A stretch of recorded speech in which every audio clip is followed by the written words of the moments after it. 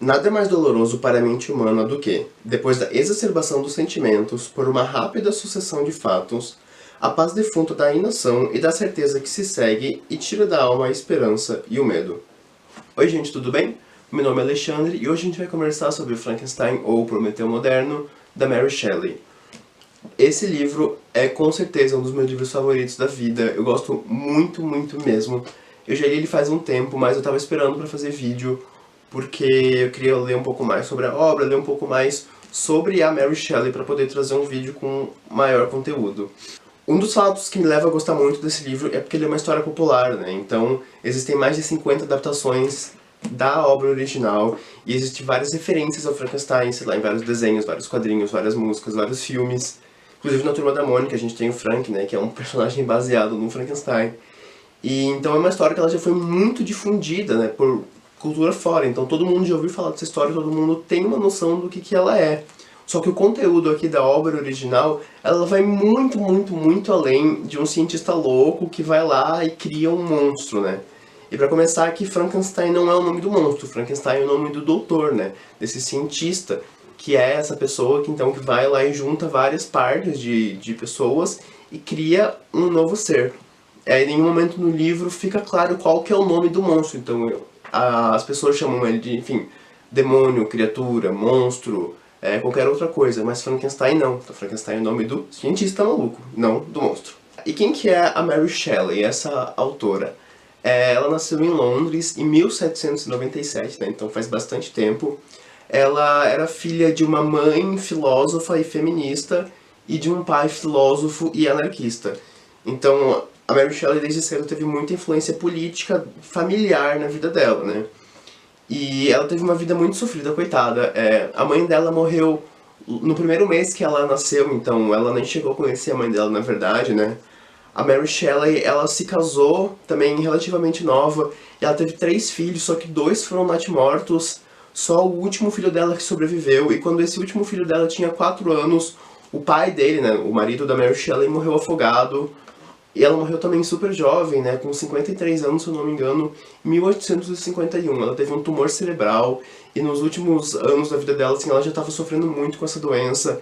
Ela se tornou, assim, uma pessoa muito doente mesmo, muito moribunda. Então a vida da Mary Shelley foi muito difícil, né? Mas isso não impediu que ela escrevesse Frankenstein em muitas obras maravilhosas. Eu falo outras obras porque ela escreveu muita coisa, na verdade, né? A gente conhece Frankenstein, mas ela escreveu muitos poemas, muitos outros romances, ela escreveu relatos de viagem, ela escreveu contos, ela escreveu revisões e artigos, ela escreveu até literatura infantil e muitas outras obras que estão incompletas. Então ela escreveu muito mesmo. Então, só pela vida da Mary Shelley já é um motivo incrível para você ler esse livro, né? Porque imagina, uma mulher, ali nos anos 1800 e pouco, ela era nova, ela tinha 19 anos quando escreveu esse livro. Então, só uma mulher nessa época escrever um livro que se tornou assim tão foda já é um motivo, acho, suficiente pra você dar uma chance pra ler essa obra aqui, né? E, em segundo lugar, a história da criação desse livro é sensacional. Então, esse livro foi escrito no verão de 1816. O Lord Byron, né, que morava em Geneva na época, na Suíça, ele convidou a Mary Shelley e o marido dela para passarem o verão com ele nessa casa dele. E os dois foram exatamente no John Polidori, né, que ele é um escritor e médico. E o que aconteceu de tão diferente nesse verão? Na verdade, no ano anterior, em 1815, um vulcão que fica ali no sul da Indonésia, chamado Monte Tambora, entrou em erupção. E essa erupção foi simplesmente a maior erupção vulcânica já registrada na história. Então, assim, ele expeliu muitas cinzas e essas cinzas cobriram o hemisfério norte no verão. Então, em 1816 não houve verão no hemisfério norte. Ele ficou todos esses meses coberto por cinzas e além disso chovia muito também. Então foi como se fosse um ano sem verão. E a Mary Shelley e essa galera tava ali na casa do Lord Byron e eles se divertiam contando histórias de terror um pro outro. Até que numa noite o Lord Byron teve a ideia de cada um escrever a sua própria história.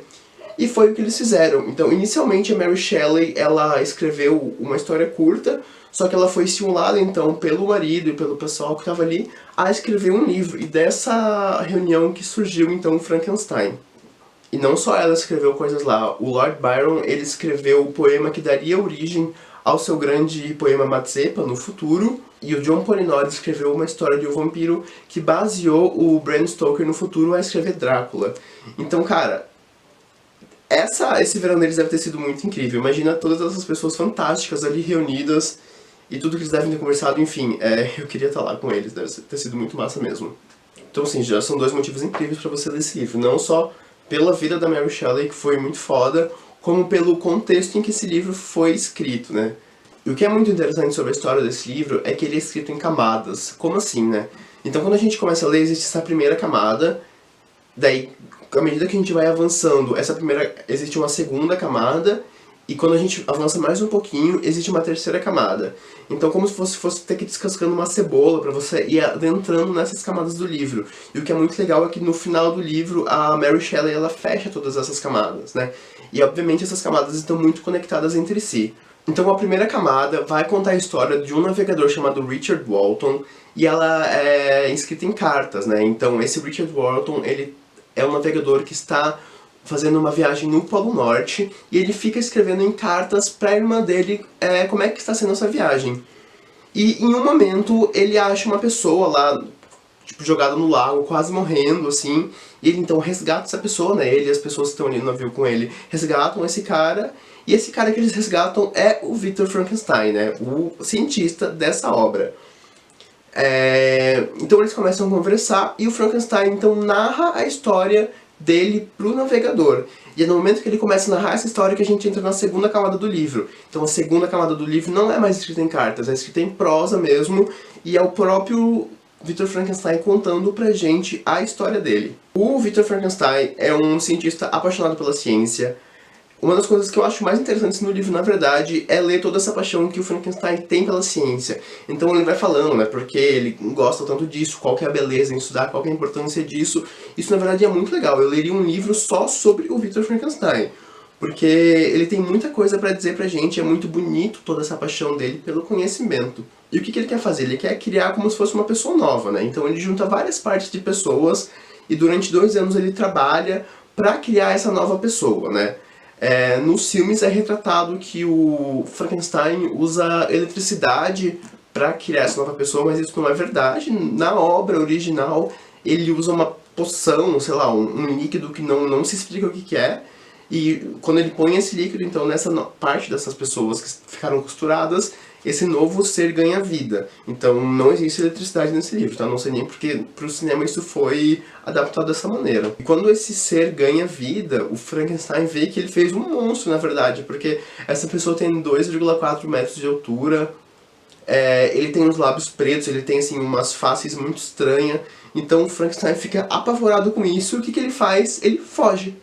E a partir do momento que ele foge, quem começa a narrar a história pra gente é o próprio monstro. Então a gente tá na terceira camada do livro, onde o monstro começa a contar a história dele pra gente. Então, e apesar desse monstro ser muito grande, muito feio e causar muito medo às pessoas, ele é muito carinhoso. Por quê? Imagina, ninguém fala com ele, né? Então ele é uma pessoa que ele não tem nenhum amigo, então ele se sente muito sozinho.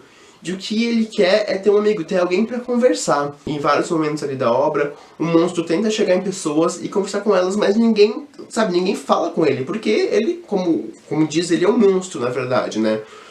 E existe todo um processo em que ele tem que aprender coisas básicas pra gente que é pessoa, obviamente. Então, por exemplo, ele demora até se tocar que as pessoas usam roupas. Então ele precisa, uma hora ele fala assim, putz, eu tenho que me vestir, né, porque todo mundo anda vestido. E ele nasce, obviamente, sem saber falar nenhuma linguagem, então ele tem que aprender os idiomas. E ele é muito inteligente, até o final ali do livro ele já aprendeu a falar vários idiomas diferentes. Então todo esse processo dele entender como é que funciona a sociedade e como que ele tem que se portar para ser mais aceito é muito interessante de acompanhar aqui no livro, né? Porque ninguém ensina isso pra ele, então ele tem que aprender isso sozinho por instinto e por observação. E o monstro ele tem muita raiva do Frankenstein, né? Porque ele deixou essa criatura ali sozinha, sem nenhuma parceira. E ele quer muito se vingar do cientista. Então o que ele faz? Ele começa a matar várias pessoas próximas ao cientista, para tentar dessa maneira, então, atingir indiretamente o Frankenstein. Em um momento aqui no livro, ele chega até o cientista e pede para ele fazer uma mulher monstra, né, para poder, então, viver junto ali com essa criatura. Eu não vou contar se o Frankenstein aceita ou não fazer isso, vocês vão ter que ler o livro para saber, mas Vendo isso, o que a gente consegue entender realmente é que o monstro, né, a criatura, ele quer ter alguém com ele, né? Então ele quer alguém para poder compartilhar a vida, né? Ele não quer viver sozinho, porque realmente ninguém quer viver sozinho, isso é triste. E eu acho interessante como a Mary Shelley, ela então dá sentimentos e dá pensamentos a esse monstro, né? Porque não é só por ele ser feio, por ele ser horrível, por ele ser muito amedrontador, que ele não tem os seus próprios sentimentos. Ele tem sim, e eles vêm muito à tona aqui nesse livro. E a relação, então, do monstro com o Frankenstein, ela vira uma coisa meio que de ódio, assim. Como eu falei, o monstro, ele tem essa raiva eterna pelo Frankenstein, então os dois ficam literalmente viajando o mundo e correndo um atrás do outro para tentar acabar um com o outro. E é por isso que no início do livro, o Richard Walton, aquele navegador, encontra o Victor Frankenstein lá no Polo Norte. Porque o Victor Frankenstein, ele, né, tá em volta do mundo aí procurando a criatura, os dois estão se procurando na verdade, e ele vai para lá no Polo Norte, porque ele acha que o monstro tá lá no Polo Norte. E ele acaba então, sei lá, se acidentando lá e caindo nesse lago, e é por isso que ele tá quase morrendo no início do livro, né? Então, de certa maneira, quando a gente termina de ler o livro, é como se a gente voltasse pro início, porque a história ela se fecha, né? Isso é muito interessante. Como eu falei, então, no livro a gente volta para essa camada mais superficial, então o final do livro volta a ser o navegador escrevendo em cartas para a irmã, contando então que o Victor Frankenstein ele foi salvo pela essa equipe, ele tá ali no barco, só que ele tá muito doente, né? E o monstro ele tá perdido, ninguém sabe o que aconteceu com o monstro. E é assim que o livro acaba, né? O livro acaba Claro, acontece mais alguma coisa ali que eu não vou exatamente contar o que é, mas o livro acaba desse jeito.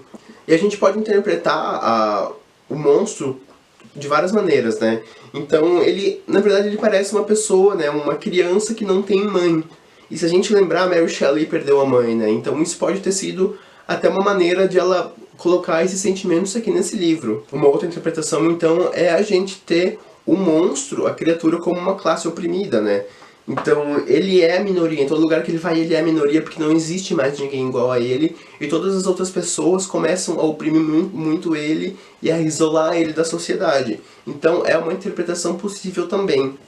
E uma outra interpretação também seria do uso indiscriminado da tecnologia, né? Então, porque esse cientista maluco aí, ele começa a usar todas as coisas que ele tem e cria uma nova vida e ele não sabe o que fazer com isso, né? Então, é mais ou menos quando você cria uma tecnologia nova e não sabe mais como lidar com isso, né? Igual aqueles, sei lá, aqueles robôs que as pessoas criam e eles começam a desenvolver uma linguagem própria, né? Então é mais ou menos isso que a Mary Shelley quis falar pra gente. Então existem vários níveis de interpretação do que essa criatura representa aqui no livro, e isso é muito interessante. Bom, pra terminar, eu quero falar que essa edição que eu tenho aqui, ela contém o Frankenstein, o Médico e o Monstro e o Drácula. Eu já li o Frankenstein, o Médico e o Monstro, o Drácula eu não li ainda, mas eu vou ler ainda com certeza. Ela é uma edição não é nada demais, na verdade, mas ela era barata, e como vinha esses 3 clássicos no mesmo livro, eu decidi comprar ela. Enfim, gente, Frankenstein é um livro incrível. Eu não consigo nem explicar por que eu gosto tanto dele, mas é um livro que me cativou assim na primeira leitura. E eu acho que merece ser lido porque, como eu falei, é essa história clássica que todo mundo acha que conhece. E todo mundo devia conhecer de verdade do que se trata esse livro, né? Como eu falei, é muito mais do que apenas um monstro aí querendo matar todo mundo, como é retratado nas adaptações, né? O livro Frankenstein ele vai muito além disso, ele é uma história lindíssima. Conseguem ver que eu marquei várias passagens, porque ele tem muitas frases muito bonitas mesmo. E é muito bonito ver o monstro aprendendo a viver em sociedade, né? Como que ele faz isso. Enfim, gente, realmente eu recomendo muito fortemente esse livro, merece muito ser lido mesmo. Enfim, eu acho que eu dei motivo suficiente já nesse vídeo pra vocês lerem esse livro, né? Então, caso você já tenha lido, me conte o que achou, e caso você venha a ler, ou tenha vontade de ler por causa desse vídeo, me conte aqui também. Enfim, gente, por hoje era isso, espero que vocês tenham gostado do vídeo. Se vocês gostaram, ajudem a compartilhar, e até a próxima. Tchau!